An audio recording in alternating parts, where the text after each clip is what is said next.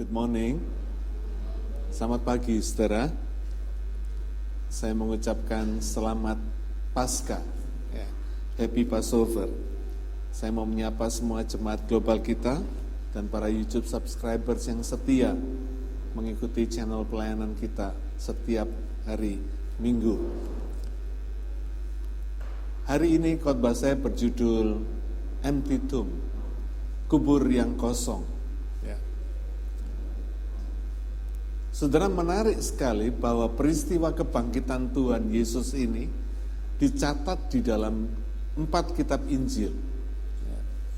Injil Matius, Markus, Lukas, Yohanes, semua mencatat kisah kebangkitan Tuhan ini.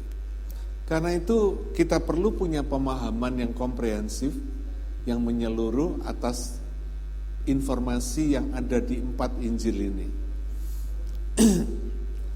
Kenapa, saudara, begitu pentingnya kita belajar, mengerti secara komprehensif? Karena ada banyak pelajaran iman yang bisa kita dapatkan melalui peristiwa kubur yang kosong ini, melalui peristiwa kebangkitan Tuhan Yesus. Nah, pagi hari ini saya ingin mengajak saudara untuk melihat apa pesan penting lewat peristiwa kubur yang kosong ini. Apa yang ingin Tuhan sampaikan kepada kita orang percaya melalui peristiwa kebangkitan ini. Mari kita baca kitab Markus pasal yang ke-16 ayat yang pertama sampai dengan ayat yang ketiga. Markus 16 ayat pertama sampai yang ketiga. Kita baca ini lebih dulu. Pesan penting pertama yang kita perlu dengar, ya.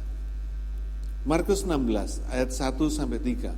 Setelah lewat hari Sabat, Maria Magdalena dan Maria ibu Yakobus serta Salome membeli rempah-rempah untuk pergi ke kubur dan meminyaki Yesus.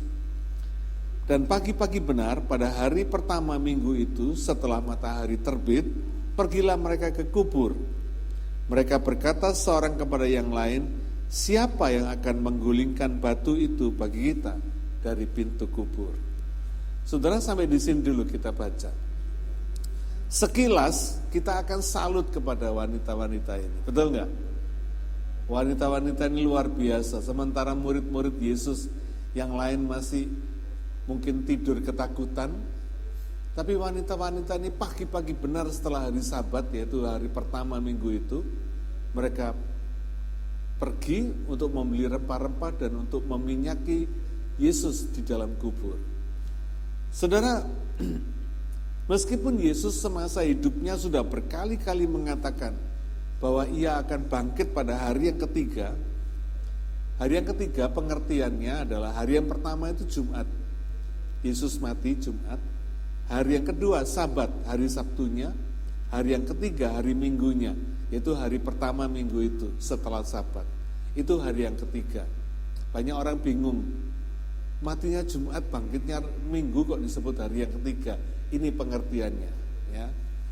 Jadi meskipun Yesus sudah berkali-kali mengatakan dia akan bangkit pada hari yang ketiga, tapi rupanya wanita-wanita ini, di dalam pikiran wanita-wanita ini, pada pagi hari itu, hari pertama minggu itu, Yesus masih terbaring kaku mati di dalam kubur, betul enggak? Kalau enggak, dia enggak akan pergi ke kubur untuk bawa rempah dan meminyaki dia. Karena menurut adat orang Yahudi, mayat itu harus dikasih rempah-rempah dan diurapi. Itu merupakan satu penghormatan terhadap orang yang meninggal ini. Nah, apa yang ada di dalam pikiran perempuan-perempuan ini? Yesus masih mati terkubur kaku di dalam kubur. Karena itu dia akan, ketika pikiran ini ada di dalam pikiran mereka, makanya timbul pertanyaan, siapa yang akan membuka pintu kubur ini, menggulingkan pintu kubur ini bagi kita, katanya saudara. Saudara perhatikan, ini pelajaran yang menarik sekali. Jelas para wanita ini punya iman, yes, punya iman. Tapi punya iman yang salah. Kenapa? Karena masih percaya Yesus mati. Sedangkan Yesus sudah mengatakan, aku hidup, aku bangkit pada hari ketiga. Tapi di dalam pikiran wanita ini, Yesus masih terbujur kaku mati di dalam kubur. Imannya ada, tapi iman yang salah. Ya. Iman kepada Yesus yang mati, bukan kepada Yesus yang hidup. Karena itu pertama, pesan pertama dari peristiwa kebangkitan ini adalah, percayalah kepada Yesus yang hidup, bukan Yesus yang mati. Saudara. Ini penting sekali. Kelihatannya sederhana, tapi ini implikasinya banyak sekali di dalam kehidupan kita. Ya. Ketika kita memiliki satu pemikiran iman yang salah, seperti wanita-wanita ini, Yesus masih dianggap mati, terbujur kaku, dibungkus kain kafan, ditutupi kepalanya dengan kain lampin. Ketika pengertian iman kita ini salah, maka saudara lihat di sini, timbul persoalan, muncul persoalan. Apa persoalannya? Siapa nanti yang bakal menggulingkan pintu kubur bagi kita? Ya, saudara lihat ini. Persoalan ini ada di mana? Di dalam pikiran mereka. Di dalam pikiran mereka, saudara. Demikian juga saudara dan saya, ketika kita memiliki iman yang salah kepada Yesus yang hidup ini, kita anggap Yesus ini mati, timbul persoalan dalam pikiran kita. Belum tentu persoalan itu terjadi beneran, tapi persoalan itu sudah timbul di dalam pikiran kita. Kita izinkan persoalan ini ada di dalam pikiran kita, menguasai kita, menteror kita, membuat kita ketakutan dan khawatir di dalam pikiran kita. Hanya karena apa? Iman yang salah. Pengertian iman yang salah. Bagi para wanita ini, itu satu fakta, satu realita. Yesus dikubur, yes. Ditutup oleh batu yang besar di pintu kuburnya, yes. Satu realita. Tetapi dia lupa bahwa Yesus sudah berkata, aku akan bangkit pada hari yang ketiga. Saudara, inilah persoalannya. Ya. Bayangan persoalan ataupun kekhawatiran itu tidak mungkin timbul di dalam pikiran kita kalau kita ngerti dan kita punya iman yang benar kepada Yesus yang hidup. Amin. Ketika saudara punya pengertian iman yang benar kepada Yesus yang hidup, saya percaya tidak akan ada kekhawatiran dan ketakutan dalam hidup saudara.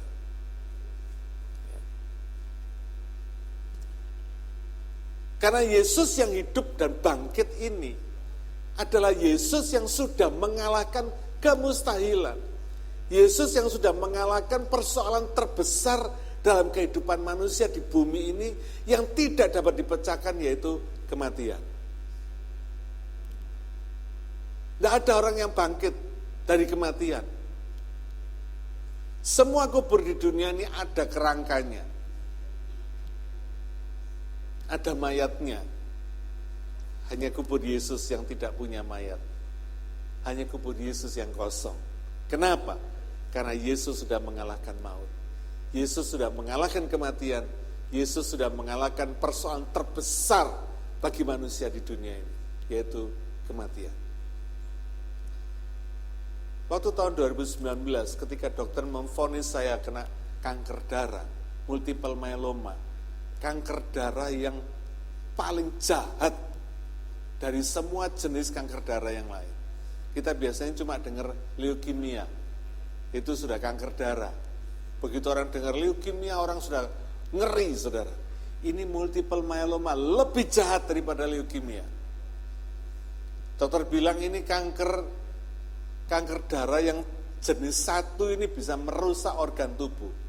Dan itu betul, saudara. Ginjal saya rusak gara-gara kanker darah ini. Tapi aneh ketika dokter memvonis saya kena kanker darah ini. Aneh, saudara, di dalam hati saya tidak ada rasa ketakutan sedikit pun. Tidak ada rasa khawatir, tidak ada rasa takut apapun di dalam hati saya. Saya sendiri heran dengan diri saya. Saya bukan orang super, bukan manusia super yang tidak bisa takut, bisa. Tapi aneh ketika dokter memvonis saya begitu, saya nggak takut sama sekali. Saya malah berkata sama Tuhan, Tuhan apalagi yang Tuhan mau nyatakan dalam hidup saya? Mujizat apalagi yang Tuhan mau bikin dalam hidup saya? Sukacita saya tidak berkurang. Ketika dokter berkata, kamu harus segera di kemo ya. Saya kasih waktu kamu 9 bulan. Kalau 9 bulan ini kamu kuat, ya sudah, katanya. Kamu survive. Kalau 9 bulan kamu nggak kuat, ya bye-bye, katanya.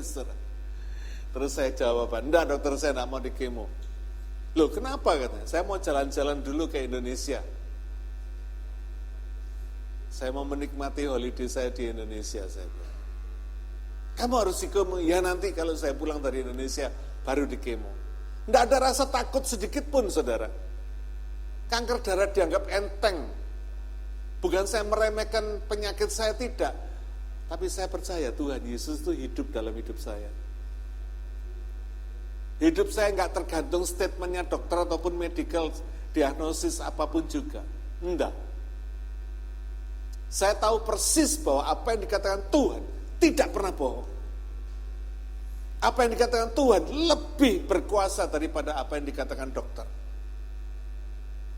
Singkat cerita, saya pergi holiday dulu, rame-rame ke Indonesia. Pulang dari holiday, barulah saya mau di kemo.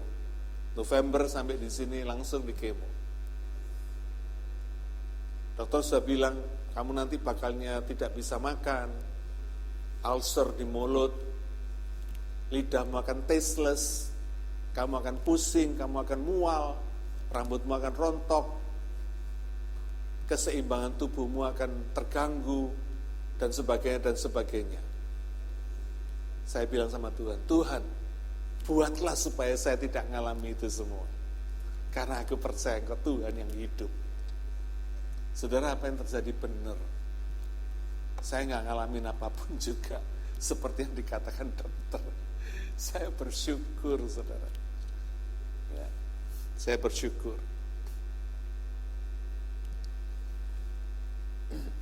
Kubur yang kosong itu dibuka pintunya, bukan supaya Tuhan mau show off, tidak.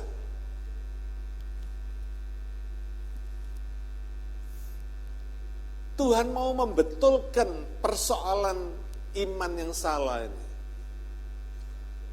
Saudara, apakah kebangkitan Tuhan terhalang dengan batu kubur ini? Kalau batu kubur nggak dibuka, Tuhan nggak bisa bangkit. Kira-kira apa? Betul gitu? Enggak kan?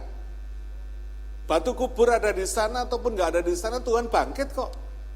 Buktinya dia bisa masuk ke ruang tertutup di mana murid-muridnya ketakutan di situ. Tuhan bisa masuk di ruang yang terkunci sekalipun. Batu kubur itu tidak menghalangi Tuhan. Batu kubur itu dibuka untuk kita, saudara. Untuk para wanita ini loh. Saya mau tanya sama saudara, andai kata wanita ini tidak pergi ke kubur pagi itu, kira-kira batu kubur ini terguling apa enggak? Kalau enggak ada orang yang datang ke kubur pagi hari itu, orang percaya, murid-muridnya ataupun wanita ini, kira-kira batu di kubur ini terguling enggak? Enggak. Saya yakin enggak bakal terguling. Kenapa? Buat apa batunya digulingkan kalau enggak ada orang yang datang lihat, betul enggak? Jadi batu itu terguling karena ada orang percaya yang masih punya pengertian iman yang salah ini tadi. Yang masih menganggap Yesus terkubur kaku, mati di sana. Terbungkus kain lampin, terbungkus kain kafan dan mesti diurapi. Makanya batu kubur ini terbuka supaya orang-orang ini yang salah pemahaman iman tadi itu ngerti kebenarannya. Itu sebabnya malaikat yang ada di kubur itu perlu membetulkan persoalan iman wanita ini, para wanita ini. Markus 16 ayat yang ke-5 dan ke-6. Lalu mereka masuk ke dalam kubur dan mereka melihat seorang muda yang memakai jubah putih duduk di sebelah kanan. Mereka pun sangat terkejut, tetapi orang muda itu berkata kepada mereka, "Jangan takut, kamu mencari Yesus orang Nazaret yang disalibkan itu. Ia telah bangkit, ia tidak ada di sini. Lihat, inilah tempat mereka membaringkan dia." Saudara ingat ya, kubur kosong itu dibuka, batunya digulingkan untuk orang percaya. Untuk saudara dan saya. Untuk membuktikan. Karena kita ini semuanya serba terbatas. Kalau batunya nggak digulingkan, kita nggak pernah bisa lihat kubur itu kosong apa enggak. Jadi kubur itu kosong karena saudara dan saya, orang percaya. Yesus bangkit karena kita, untuk kita.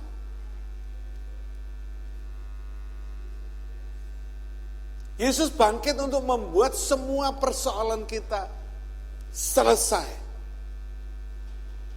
Kalau kita ngerti prinsip kebenaran ini, kita nggak perlu takut lagi, saudara.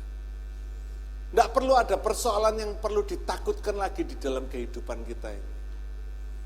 Karena semua persoalan itu sebetulnya masih ada di sini. Kalau kita keliru memandang Yesus itu masih mati kaku terbujur di dalam kubur. Tapi kalau kita mengerti Yesus itu bangkit, kita tahu dia bangkit untuk siapa? Amin. Dia bangkit untuk kita. Nah kalau dia bangkit untuk kita, apa yang akan dia kerjakan? Apa dia akan berpangku tangan melihat kita punya persoalan? Enggak.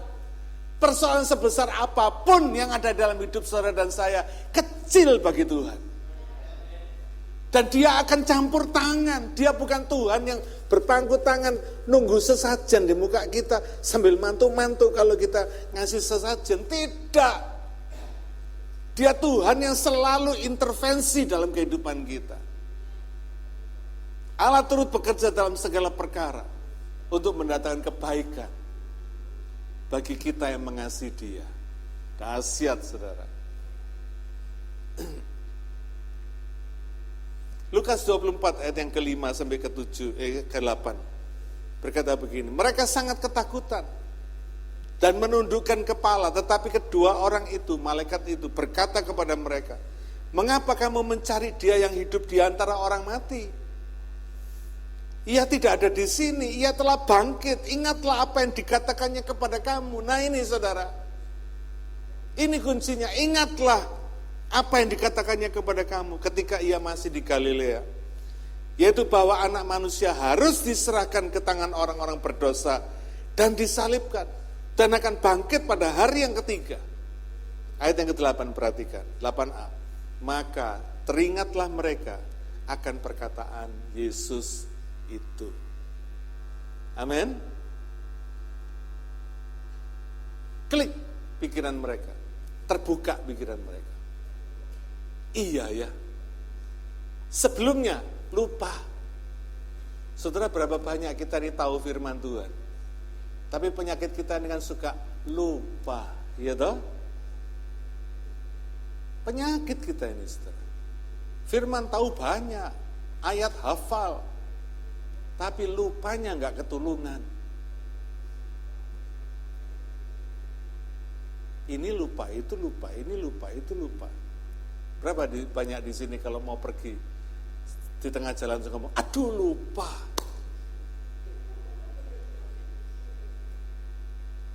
Kadang sudah masuk keluar, saudara lupa. Aku ini mau apa ya? Penyakit ini, saudara. Lupakan firman Tuhan, inilah yang membuat pemahaman iman kita salah. Dan ini yang menimbulkan persoalan di dalam pikiran kita.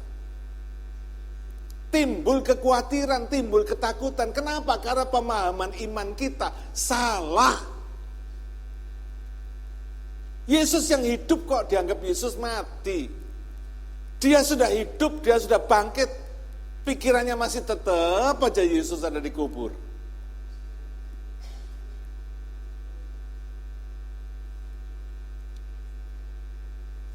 Persoalan dan ketakutan kita ini akan clear, akan selesai Kalau kita ingat akan firman Tuhan di Alkitab. Amin. Ketika dokter mengatakan seperti itu, saya ketawa. Ditanya sama dokter, kenapa kamu ketawa? Saya bilang, gini loh dok, bukan karena saya nggak percaya dokter ngomong apa. Tapi Alkitab saya mengatakan beda. Oleh bilur-bilurnya, kita sudah menjadi sembuh. Yesaya 53 ayat yang keempat dan kelima. Saya nggak peduli dia dokternya sendiri. Dia pinter-pinternya sendiri. Tapi ketika dia berkata tentang persoalan saya punya hak untuk saya berdiri di mana untuk menghadapi persoalan saya. Kalau hari ini saudara punya persoalan, saudara punya ketakutan, punya kekhawatiran dalam hidup ini, mari cari jawabannya di dalam terang firman Tuhan. Nanti kan hilang kekhawatiran saudara. Segala ketakutan dan kekhawatiran saudara hilang, saudara. Ketika dokter mengatakan ginjal saya rusak karena akibat multiple myeloma ini, saya nggak kaget. Biasa aja, mau memangnya medikal berkata begitu, tapi saya percaya Tuhan campur tangan dalam kehidupan saya. Ini beda, saudara. Sekecil apapun persoalan saudara, kalau Tuhan tidak campur tangan, saudara harus khawatir. Tapi sebesar apapun persoalan kita, kalau Tuhan campur tangan, kita tidak perlu khawatir. Selalu ada jalan. Karena Yesus berkata, akulah jalan dan kebenaran dan hidup. Saudara, selalu ada jalan. Karena itu orang Kristen gak boleh berkata, aduh mati ya, mati gua, aduh mati gua, mateng kon, gitu ya. Jangan. Selalu ada jalan. Amin. Di dalam Tuhan yang hidup ini selalu ada jalan. Saudara perhatikan ini, meskipun imannya salah, tapi wanita-wanita ini berani pergi ke kubur. Ini luar biasa ya, pemahaman imannya salah, tapi punya tindakan iman. Nah ini saudara, banyak orang punya pemahaman iman yang benar, tapi tidak punya langkah iman, tidak punya tindakan iman. Tahu kebenarannya begini, tapi suruh melangkah sesuai dengan kebenaran, tidak berani. Tahu Yesus juru selamat, tapi suruh percaya, nggak berani. Tahu Yesus itu Tuhan yang harus betul-betul dihormati, tapi suruh sungguh-sungguh sama Tuhan, nggak berani. Ini persoalan saudara. Banyak orang punya pemahaman iman yang benar, tapi nggak punya langkah iman sesuai dengan pemahamannya, sesuai dengan imannya. Apa gunanya? Saudara punya Mercy di depan, di dalam rumah saudara. Suruh pakai, enggak berani. Lah buat apa? Kasih saya aja.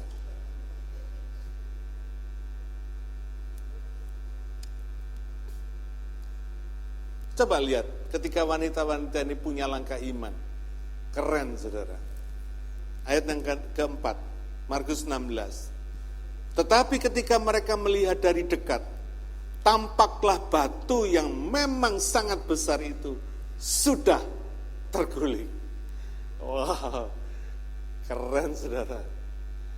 Keren sekali ini.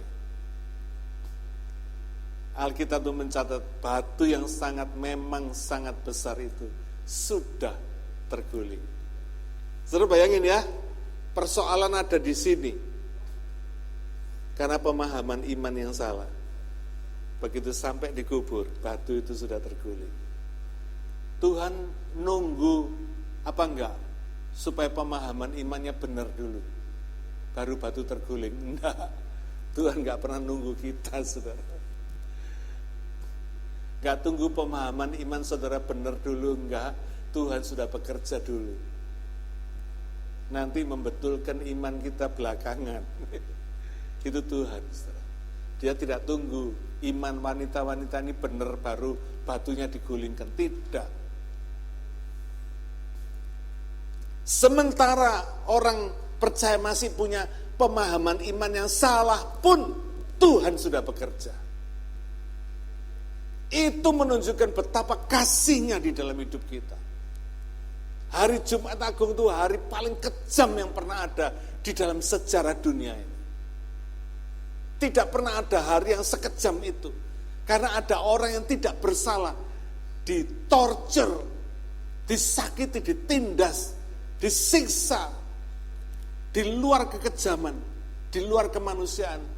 Hari itu di Golgota, hari paling kejam. Tapi di hari yang sama, ketika firman Tuhan yang menjadi manusia ini disakiti, dibunuh, di hari yang sama Tuhan menurunkan kasih-Nya yang terbesar dalam kehidupan kita. Itu sebabnya saudara, Tuhan itu gak pernah nunggu saudara imannya benar dulu baru Tuhan bertindak dalam hidup kita. Tidak. Tuhan bertindak dulu dalam hidup kita, baru iman saudara dibenerin. Cuma kadang-kadang kita ini gak sadar bahwa iman yang melenceng, iman yang salah tadi itu sebetulnya harus cepat di stop dan kita kembali kepada jalan yang benar. Kita ini masih mau menikmati keinginan kita sendiri, meskipun salah. Betul toh? Berapa banyak kita ini seringkali tahu kita salah, kita terus saja jalan. Tahu salah, terus saja lakukan. Tahu nggak boleh, terus saja lakukan. Malah kadang-kadang kita bangga terhadap apa yang kita lakukan, meskipun salah.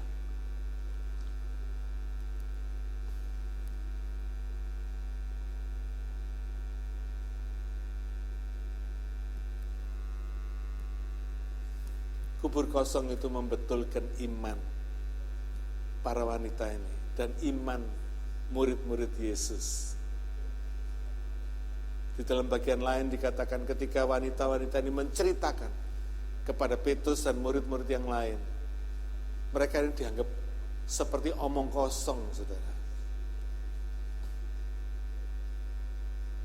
Nggak percaya. Ini persoalan. Saudara, Tuhan itu nggak pernah membetulkan ketidakpercayaan kita, enggak. Karena itu yang harus membetulkan kita sendiri. Tapi Tuhan itu sabar terhadap ketidakpercayaan kita. Dia tunggu sampai di mana ketidakpercayaan kita. Kadang-kadang ketidakpercayaan kita itu membawa kita salah langkah, salah jalan. Akhirnya menghasilkan sesuatu penderitaan dalam hidup kita yang seharusnya tidak perlu terjadi. Tapi karena kita nggak ngerti, kita terus saja. Karena kita bebal, kita terus saja. Tapi Tuhan tetap sabar. Dia panjang sabar, Dia tunggu pertobatan kita. Supaya kita kembali ke jalan yang benar.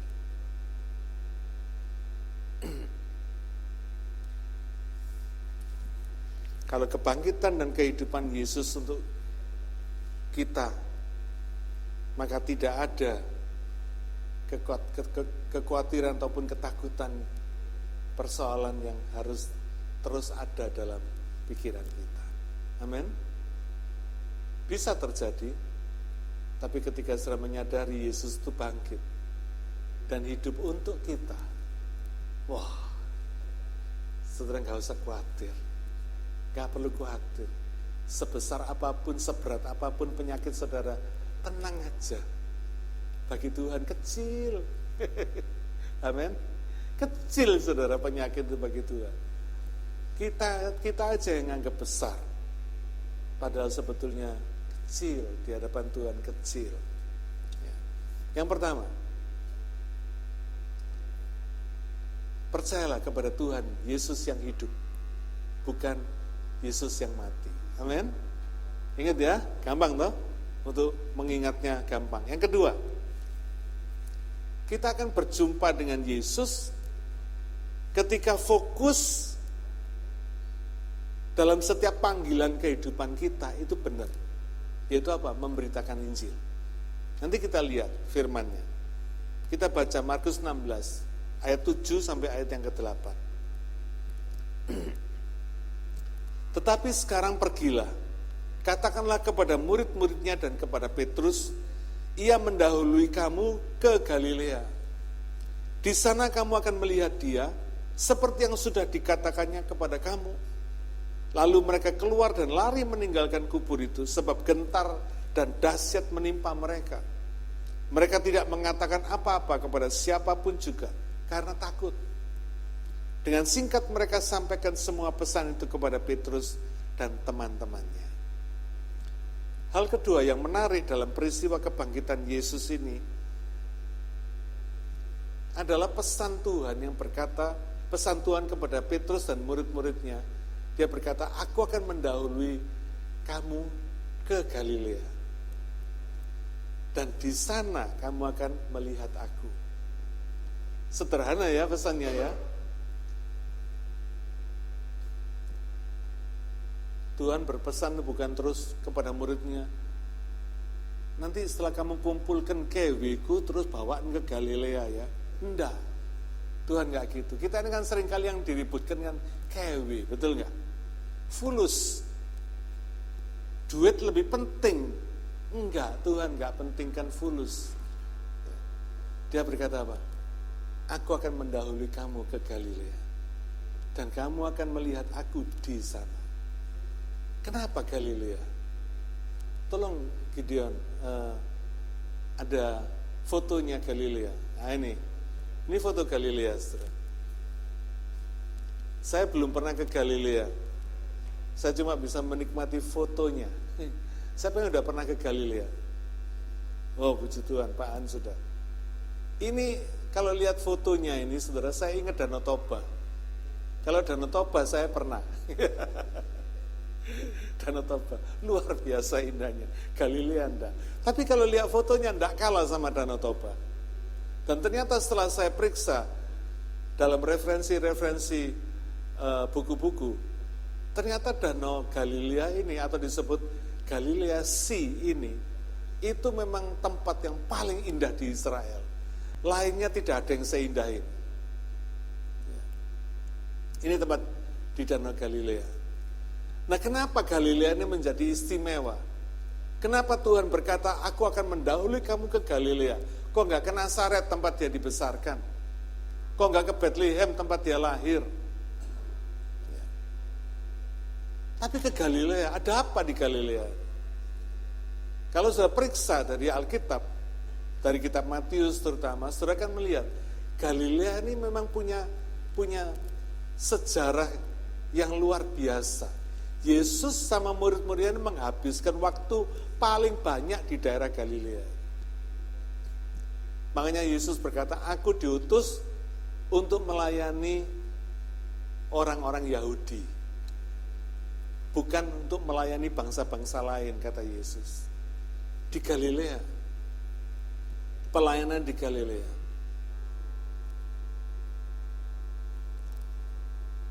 Dan di Galilea ini pun juga Tuhan memanggil murid-muridnya yang pertama kali. Ada Petrus, ada Andreas, ada Yakobus anak Zebedeus. Di situ Tuhan manggil murid-muridnya yang pertama kali di Galilea. Panggilan untuk menjadi penjala jiwa. Kata Tuhan, mari ikutlah aku. Aku akan menjadikan kamu menjadi penjala jiwa.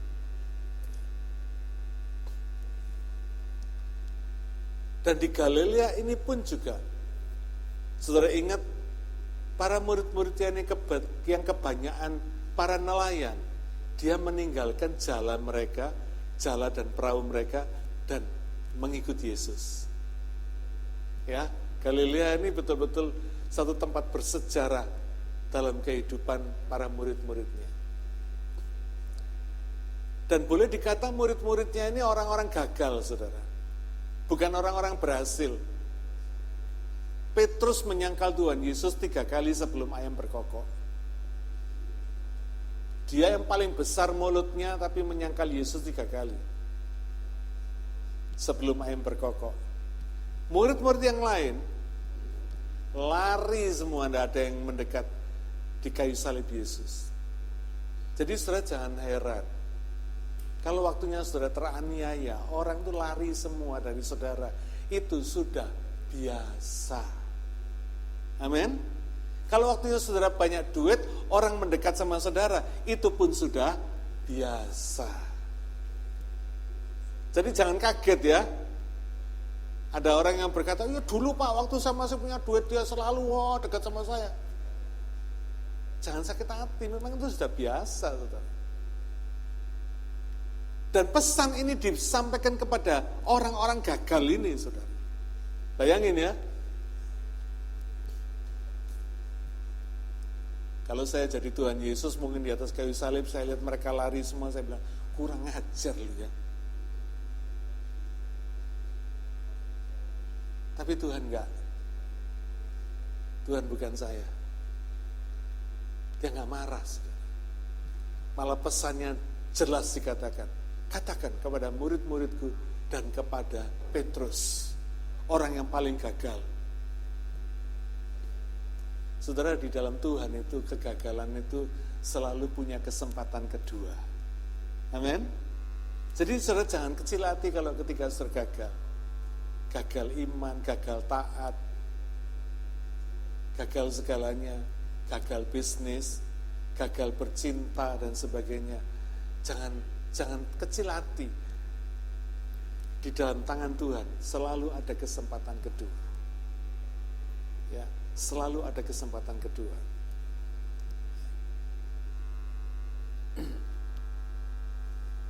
Bagi Tuhan yang penting itu kita jatuh, tapi bangun lagi. Jatuhnya sekali, bangunnya 2 kali. Kalau jatuhnya 10 kali, bangunnya harus 11 kali.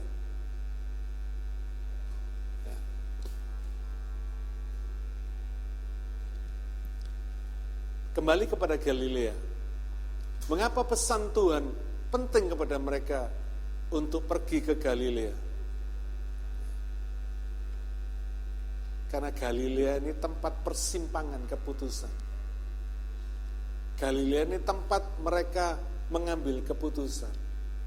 Mengambil keputusan untuk mengikut Yesus, mengambil keputusan untuk meninggalkan karir mereka sebelumnya, lalu mengikut Yesus, dan mengambil keputusan untuk mengikut Yesus, melayani di daerah Galilea bersama Yesus 3,5 tahun. Saudara, dalam hidup ini kita banyak panggilan.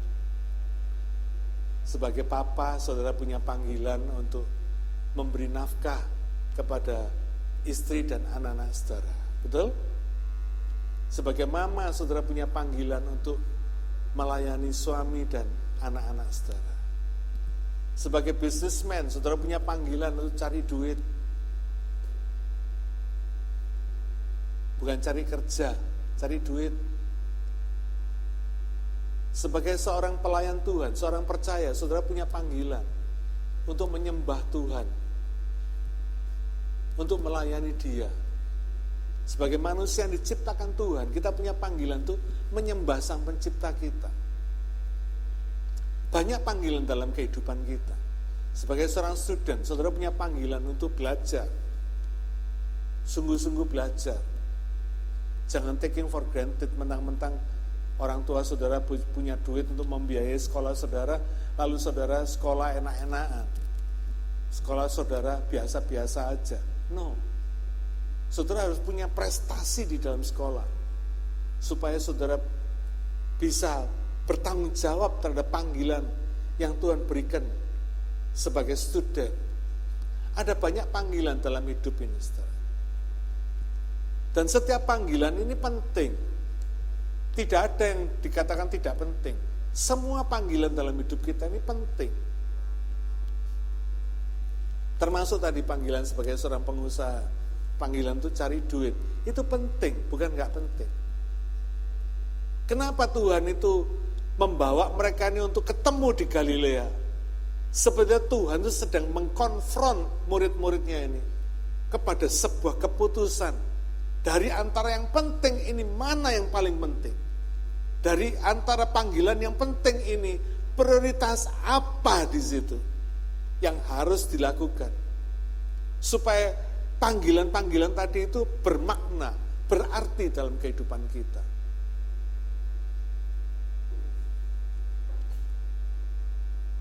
Mari kita baca kitab Markus 16 ayat yang 8b.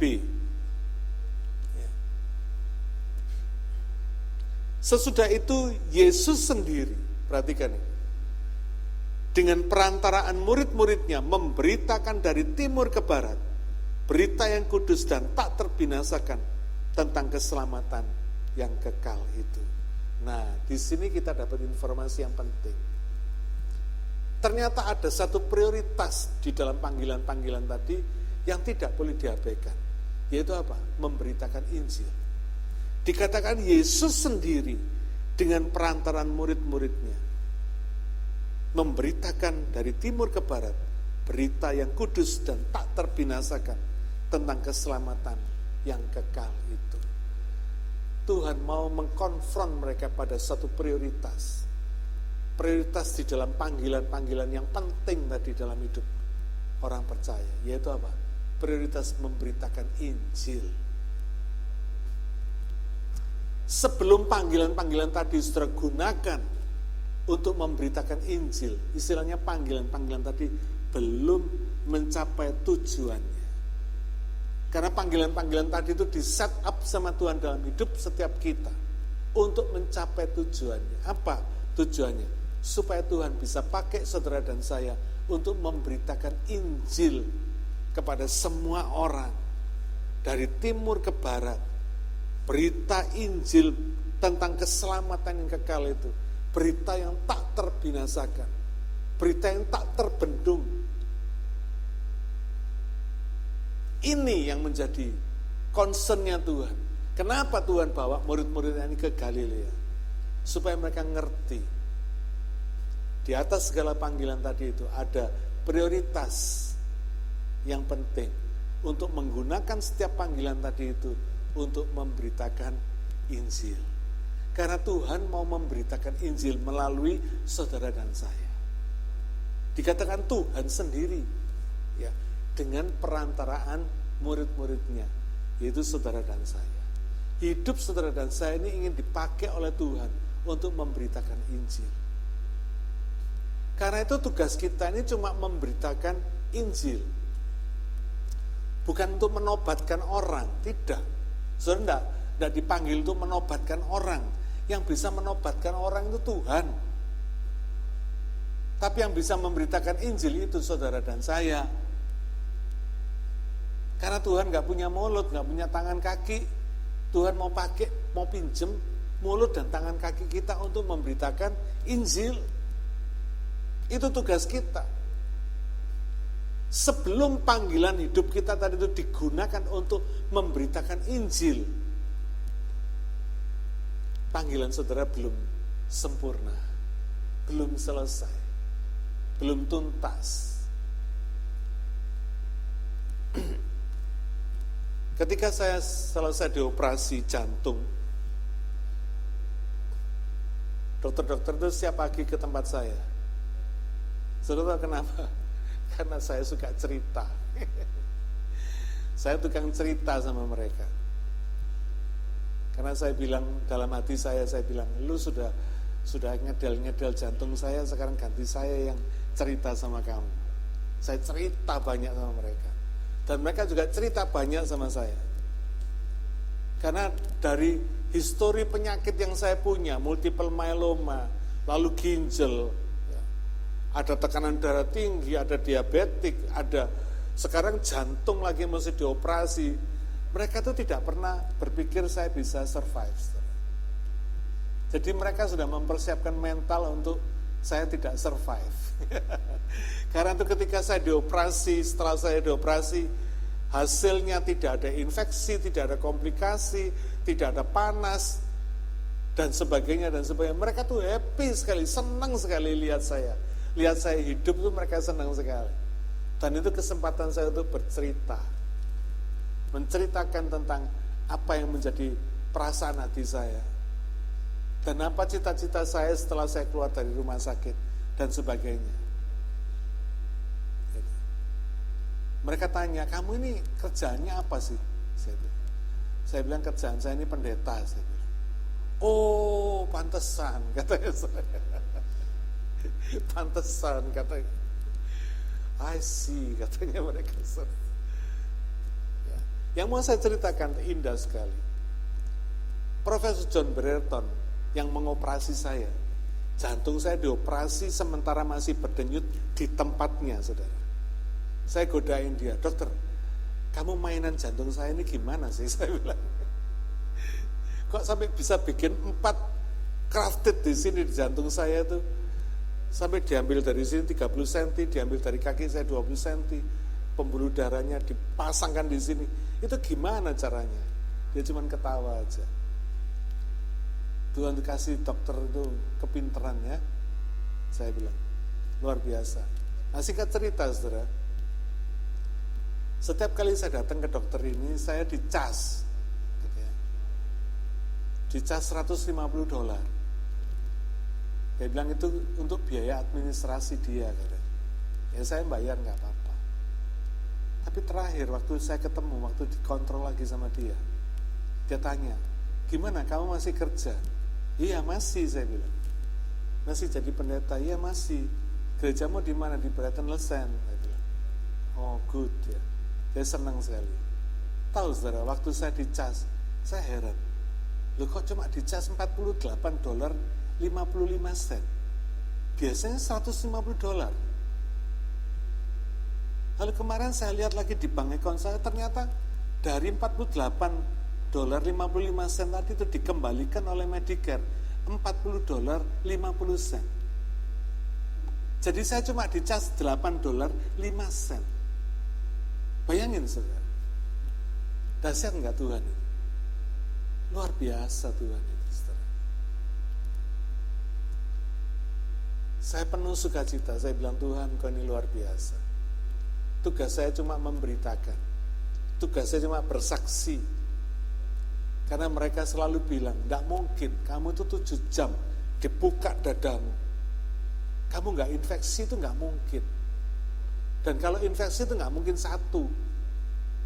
Pasti banyak infeksi. Dan kamu akan terjadi komplikasi. Dan Tuhan melindungi saya. Selama 7 jam dada saya dibuka. Enggak infeksi, enggak ada komplikasi, enggak ada panas sama sekali. Jadi rupanya dokter-dokter ini yang surprise terhadap apa yang terjadi dalam hidup saya. Dan ketika saya cerita sama mereka, mereka tahu bahwa yang ada invisible hand yang memegang saya, yang membuat saya tidak infeksi, meskipun dada saya dibuka selama 7 jam. Saudara, panggilan hidup kita ini banyak. Masing-masing kita punya panggilan hidup sendiri-sendiri. Tapi jangan lupa, gunakan panggilan hidup saudara untuk memberitakan Injil. Karena itu maksudnya Tuhan untuk masih memberikan kita hari untuk hidup di dunia ini. Selama Tuhan masih memberi kita hidup di dunia ini, gunakan panggilan kehidupan kita ini untuk memberitakan Injil. Amin. Ketika saudara fokus kepada panggilan ini, fokus kepada memberitakan Injil, saudara nggak usah repot-repot cari Tuhan Yesus, saudara akan ketemu Tuhan di sana. Karena Tuhan menunggu saudara di Galilea. Tuhan menunggu ketika saudara menggunakan panggilan hidup saudara untuk memberitakan Injil. Amin. Saudara nggak usah bingung-bingung, ya gimana caranya Pak ya mendengar suara Tuhan. Udah nggak usah tanya yang begitu saudara. Gunakan panggilan hidup saudara untuk memberitakan Injil. Nanti kan saudara melihat Tuhan, melihat campur tangan Tuhan dalam hidup saudara. Ajaib Tuhan itu. Saudara tidak akan pernah berpikir sebelumnya tentang apa yang akan Tuhan kerjakan dalam hidup saudara. Tapi yang pasti ajaib. Amin. Yang pertama, percaya kepada Tuhan Yesus yang hidup, bukan yang mati. Jangan cari Tuhan Yesus di antara orang yang mati. Amin. Karena dia sudah bangkit.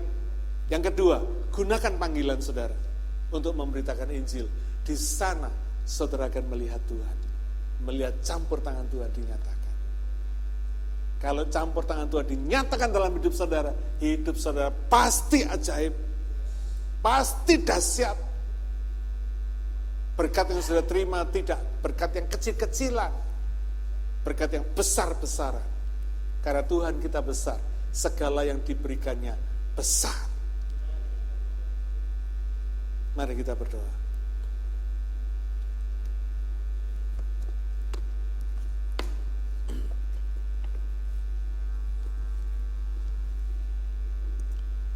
Kami bersyukur kepadamu Bapa. Kuburmu yang kosong memberikan banyak pelajaran penting dalam kehidupan kami. Bukan hanya menghibur kami karena Engkau hidup dan bangkit, mengalahkan maut bagi kami semua. Tapi Engkau campur tangan dalam kehidupan kami, dari hal yang paling kecil sampai yang paling besar. Bapa, buatlah hidup kami berarti. Panggilan kehidupan kami bermakna ketika kami menggunakannya untuk memberitakan Injil. Bapak, kami tahu ada banyak cara yang bisa kami gunakan untuk memberitakan Injil. Tapi ketika kami memberitakan Injil, kami akan melihat Engkau menyatakan dirimu dalam kehidupan kami. Bapa, hamba-Mu berdoa, turunlah atas kami semua anugerah untuk memberitakan Injil. Karena kami tahu Engkau Tuhan yang bekerja sendiri di dalam pemberitaan Injil ini melalui kehidupan kami. Tuhan, kami tahu berita Injil yang kami sampaikan adalah berita yang tak terbinasakan, yang Kau kerjakan sendiri dari timur ke barat melalui perantaraan murid-murid-Mu. Dan Engkau Tuhan yang membuat pemberitaan Injil kami berhasil. Bukan karena kehebatan fasilita kami, tapi karena Tuhan mengasihi setiap orang, di mana kami boleh memberitakan Injil kepadanya. Bapa, taruhlah di hati kami semua orang-orang yang akan kami beritakan Injil, dan biarlah Tuhan memberikan keberanian kami mengambil langkah iman supaya kami boleh melihat kedahsyatan Tuhan dalam kehidupan kami. Bapa, terima kasih meteraikan firman-Mu dalam hati dan pikiran kami, dan biarlah kami boleh lakukan dalam hidup kami sehari-hari. Terima kasih Bapa. Dalam nama Tuhan Yesus kami berdoa. Amin. Tuhan memberkati.